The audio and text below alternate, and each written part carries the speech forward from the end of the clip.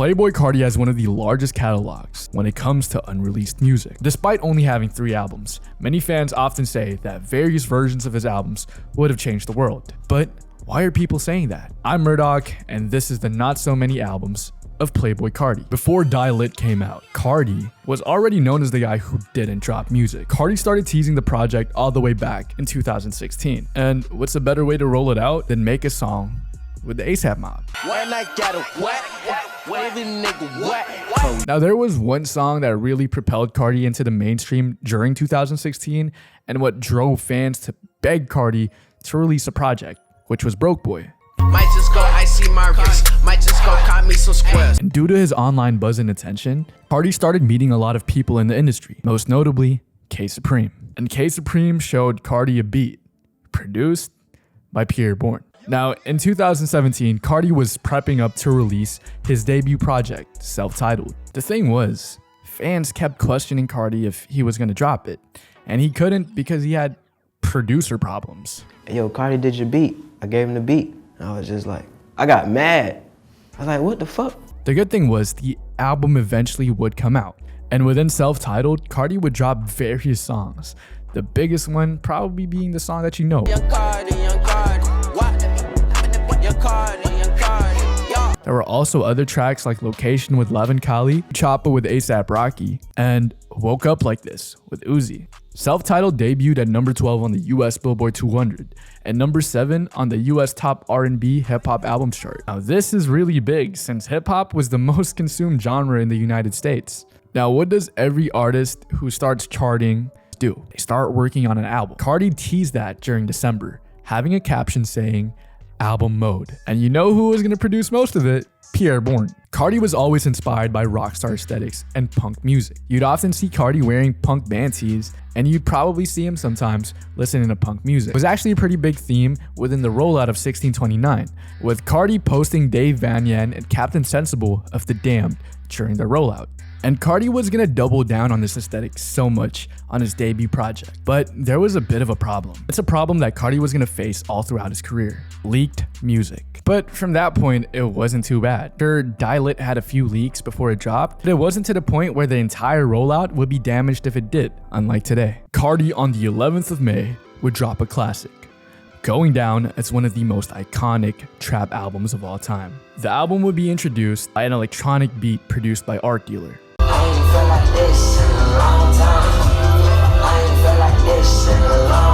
But if you thought the album was just gonna sound like that, track 2 was actually gonna have a bit of a mellow vibe, sampling the R&B group Jodeci. I go psycho, bitch. Watch me psycho, bitch. Watch me thrash that bitch. Punk trap was the prominent theme behind Die Lit and its tour. And another song that would accompany that one was R.I.P. 2, R.I.P. Fredo.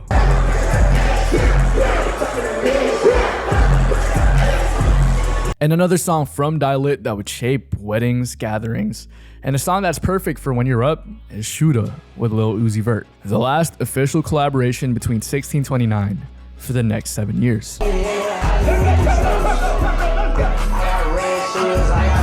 But one thing that fans started to notice was that Carti was having a higher pitch in his voice. Now, I'll give you a perfect example in Flatbed Freestyle.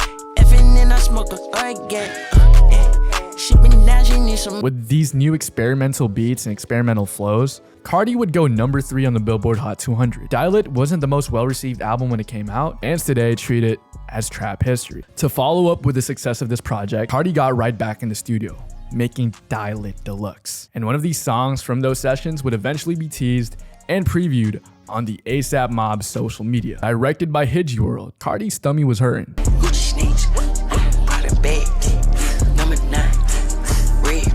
This was the start of the era that was gonna change Carti's life forever and would leave fans waiting for almost 1,000 days. And Carti kinda entertained it by playing the leaked songs live, which would become a gigantic issue for Carti for the rest of his career. But here's the thing, Carti stopped dropping singles, but he was still in the studio, having songs recorded from 8 p.m. to 8 a.m. And one of those sessions was 8/9/18, a day that would go down in myth-like status for Carti fans. And that's because songs like Goku, Skeleton, and Butterfly Doors were recorded during this time. Music-wise, Carti still wasn't dropping anything. The only thing we got were snippets that he performed live, because it was in November where Carti was gonna have the Neon Tour.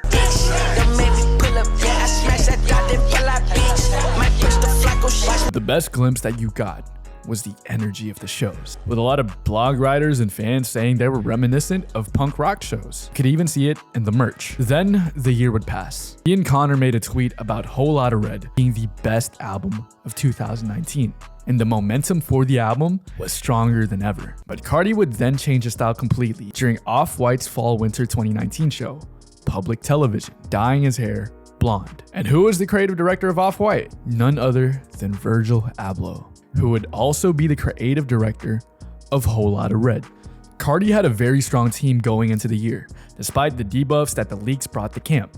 Pierre on the beats, Gunnar with the shots, and Ian with the fits. But Carti would also start expanding his team, getting people like Richie South to make beats and videos coming from Joy Division. But songs kept leaking and coming out. And the most notable one was a snippet that got previewed in March of 2019, which led Carti fans to remaster the track, and it quickly became one of the most popular songs in the world. Fans called it Kid Cudi. Carti's leaks from Whole Lotta Red V1 were quickly becoming the most talked about phenomenon within hip-hop's underground. And if you were old enough during 2019, you probably experienced hearing Carti leaks within your classroom or scrolling through your feed. And his baby voice was slowly becoming one of the most popular things that hip-hop was talking about. Carti's verse on Earthquake with Tyler the Creator had fans calling Carti's baby voice Cartinese. Then Carti announced something in July, saying that the album was coming in the next 60 days. Though it was also in 2019 where Carti's style started changing, and the sound was changing a little bit too. Carti started experimenting with a darker sound and style, and was supposedly the intro track to Whole Lotta Red. One shot to the head. Nigga, you dead. And if you notice, Carti started getting heavy into this vampire persona, often wearing brands like No. 9 and Raf Simons. But there was this one brand that Carti really loved and wore to almost all of his live shows. At the latter half of 2019, Carti started wearing Rick Owens, entering an era that would change the sound and aesthetic of Whole Lotta Red forever. And thankfully, you wouldn't hear too much of it yet. The span of these 4 months from October to January would be critical in the development of fashion within the 2020s, as Carti had a style that countless underground rappers and listeners would copy. Skinny jeans, Rick Owens glasses, and most especially, the Rick Owens Ramones. These are all things that you see on rappers like Osama Sun and Che today. Whole Lotta Red V2. And within this time frame, Carti got in the studio with Pierre Bourne, recording this legendary song.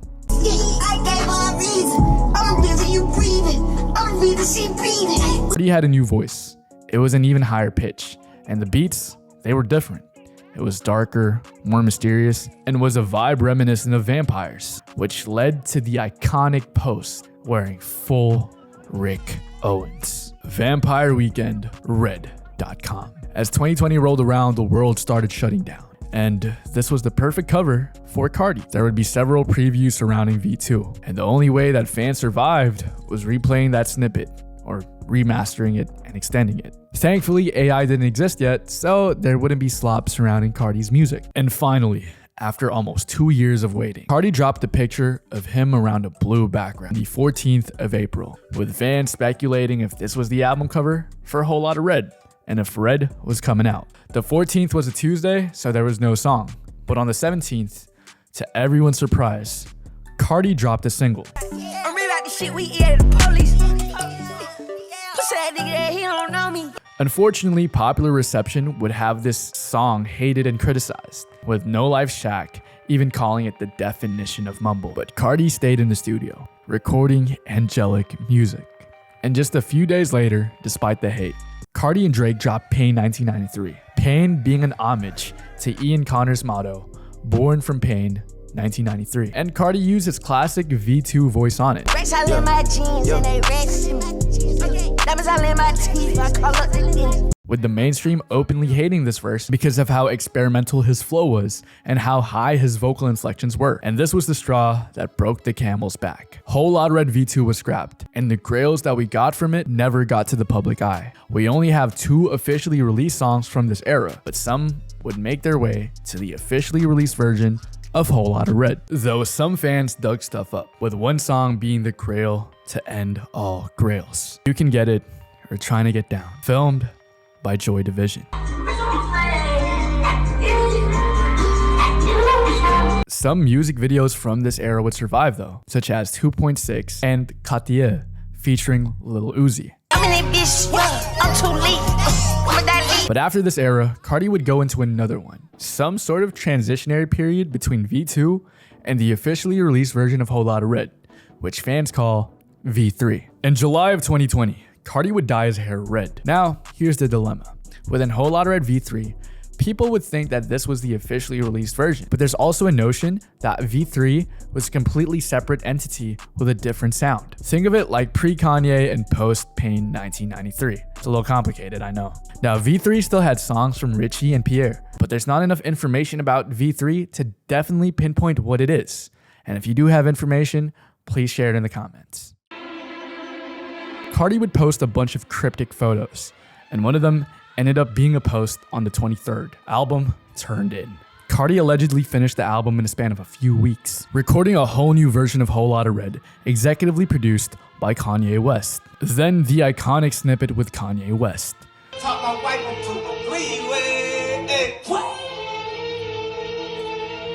Carti was posting an insane amount, and what better way to do it again than to preview a snippet produced by Art Dealer. Carti was full on album mode, and what's even better than that is that none of these songs from the new version of Red was leaking. This was then followed up by a song.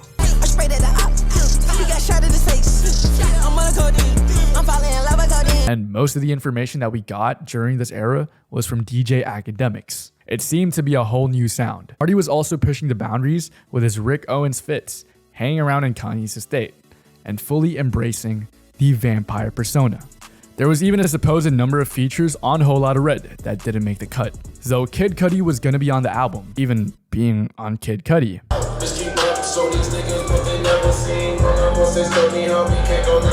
And then the 22nd came. Whole Lotta Red was officially announced with an album cover paying homage to Slash Magazine. Mayday issue 1225. No more lies, no more missed dates, and this entirely new version of Whole Lotta Red was gonna change the world forever. The album was gonna drop on Christmas Day, and when the clock hit 12 that night, the world was introduced to a... Carti brought something completely different to hip-hop. It didn't sound like anything in the industry at all.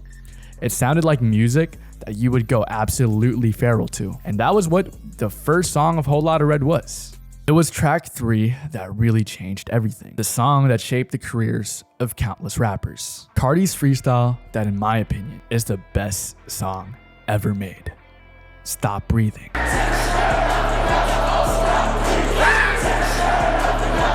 But this new version of Whole Lotta Red was a version that focused on Carti's experimentation with electronic instrumentals. But Whole Lotta Red in its release date would go down as one of the most hated albums ever. People didn't like the new sound, electronic beats, and the vampire persona. Everyone was used to what conventional trap brought. Despite the hate though, Carti had a successful release party, and the underground loved the album. And after Whole Lotta Red dropped, Carti promised us a deluxe, which leads us to the unreleased songs of Whole Lotta Red Deluxe. Whole Lotta Red in its entirety was an album that was meant to be performed live, and Carti worked with Filthy and the others in making songs perfect for that, one of which was produced by Filthy and Lucrative on Medusa. Carti also had groovier songs that were throwaways from the deluxe, like Rover,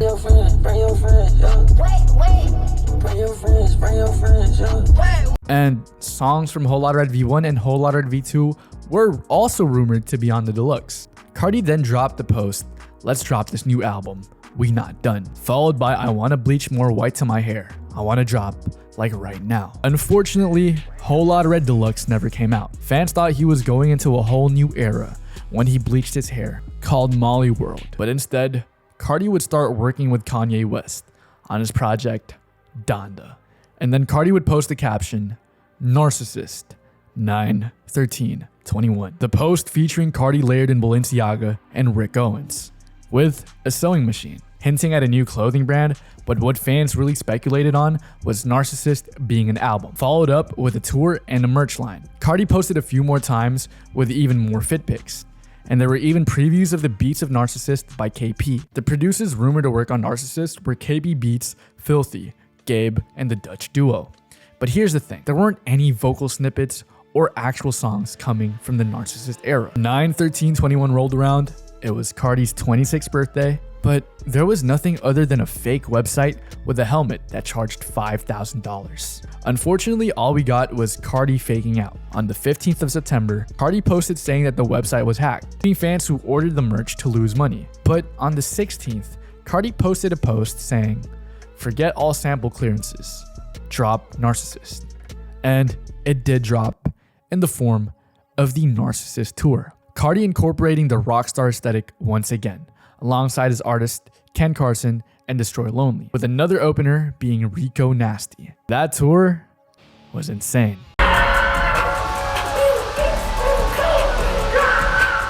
But music-wise, there wasn't anything new from Narcissist other than a few surface songs. 24 songs produced by Vori was rumored to be a part of this project, and then unreleased tracks like 2 Out, which was the first variant of Carti's deep voice. Carti also had a more melodic sound, like the song Sights with A$AP Rocky. And then Carti would do an interview with XXL. Carti played a new song for the interviewer called Wicked. It had a deeper tonality, wherein Vanessa Sadin asked him what the name of this project was going to be. And he told her it was just music, leading us to the next era, Music V1. In 2022, Carti was continuing his deep voice era, and one of the only songs we heard from it was on Kanye West's Donda 2, Mr. Miyagi, which fans like to call the underwater deep voice.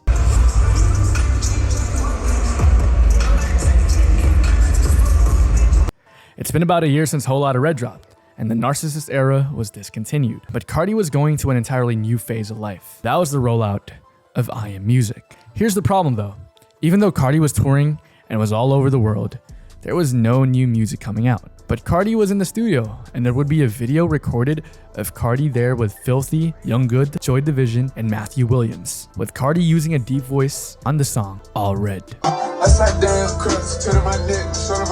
But there was another problem. He didn't speak of a new album coming for the rest of 2022 until a post featuring the actual Narcissist merch drop having a death metal font. And guess who one of the models was? Blade of Drain Gang and Young Lean of Sad Boys. Music was about to be a special album. Keep in mind that Carti's Instagram has been dormant since Whole Lotta Red, but Carti would come back posting a story of an audio file, followed by another post the next day of the Balenciaga model, Betsy Johnson, the day right before Whole Lotta Red's 2nd anniversary, and a post on Twitter from Carti saying, "Love all my supporters, it's time." Then, Carti dropped music. Well, his fans did, leaking most of Whole Lotta Red V4 on the 26th. Though Carti didn't drop anything, he became quiet once again, not dropping any tweets, posts, or even popping out in public until March, as the headliner of Rolling Loud California.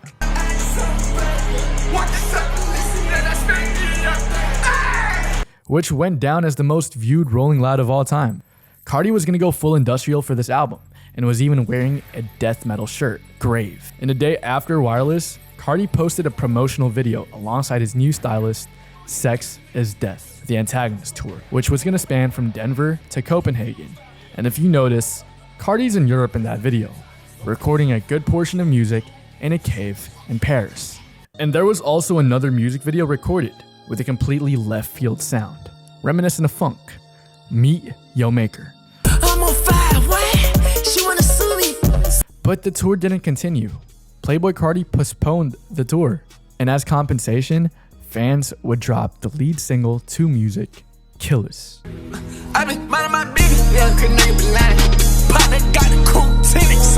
Then Carti actually locked in. In November, there were a bunch of photos that were leaking of Carti in a Rick Owens Grinch outfit, starting the rollout of I Am Music. I just be styling this hard sleep. See her. She never made it hard for me. And another one in the song 2024 produced by Kanye West. Yeah, you came back and you fell. The rollout was marked with Black Kane screaming at the top of his lungs saying that Carti was dropping. And the next one, the most sinister song of the rollout. All you ever do is copy, all you ever do is Mike, why you talking about me? If you really got a problem with your handle that problem, yeah, about it. And another one with Travis Scott, Backrooms. If you know what I know, how'd you hope? Big cups, I'm sipping flamingo. But instead of Carti going fully into this dark industrial aesthetic, Carti was gonna switch it up and go normal in a Smack DVD-esque video, dressing in a 2000s-like style. But Carti then asserts that he's not in a rock star. I'm an emo, thug in my face. 0, 0, 0, 0. And then a snippet sampling Space Ghost Purp's F. Taylor Gang. Finally, one last song from the run, Ketamine. My body, I'm the coolest. Trampoline jump for a cougar. Jump out the jungle, go hit it. But again, silence from Carti. Until once again, Carti came back with an entirely new style. A backwards Allen Iverson jersey, switching the industrial aesthetic up for something more normal, which fans all over the world would go and copy. And after this, the lead single to Music would come out, a song that we've heard countless times, but would get on all streaming services, All Red. With Carti trying to celebrate his birthday, but due to the mass amount of fans, this show would be canceled. Carti would also start skipping shows, like in Rolling Loud Thailand. But to compensate again, he would perform I Am Music in Miami. Unfortunately, 2024 passed and it wasn't 2024 music. What did happen was I Am FitPick, with the world demanding that Carti drop. The thing was, the FitPick era was a source of information for all Carti fans, and it gave us a glimpse of what I Am Music was gonna be. It was a style reminiscent of 2000s hip hop. I Am Music is a direct homage to Lil Wayne. And then the month of March came, giving us the exact drop date of Music, alongside the feature list, with artists like Travis Scott, Uzi, and Future being included alongside a hidden feature who ended up being Kendrick Lamar. And on the 14th of March, after several delays, Carti dropped 30 tracks, the official release of I Am Music.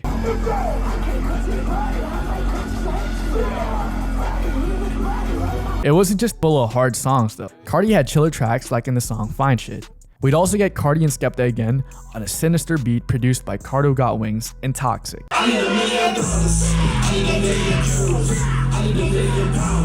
Then, the song sampling SGP's F. Taylor Gang, Crank.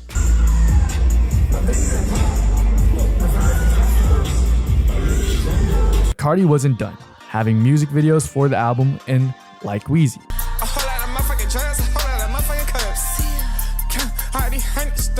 I Am Music then charted at number 1, having all 30 songs on the Billboard charts, selling 300,000 copies. Carti then performed in an almost 2-hour set in Rolling Loud, California, debuting Music. But fans wanted more, and this version of Carti was more receptive to it, dropping I Am Music Sorry for the Wait, with songs that we've already heard before. But a new one came in a classic, F on My DJ.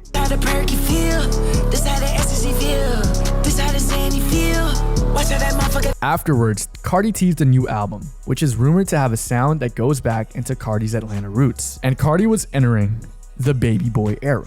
The known information we have about Baby Boy are the snippets that Carti plays during his after parties, with songs like Free 31 GK Blow. Carti would also have Antagonist 2.0, but Baby Boy songs would only be played sparingly during the show's after parties. Though Carti would perform something live, and it was a new sound with 2 Hollis.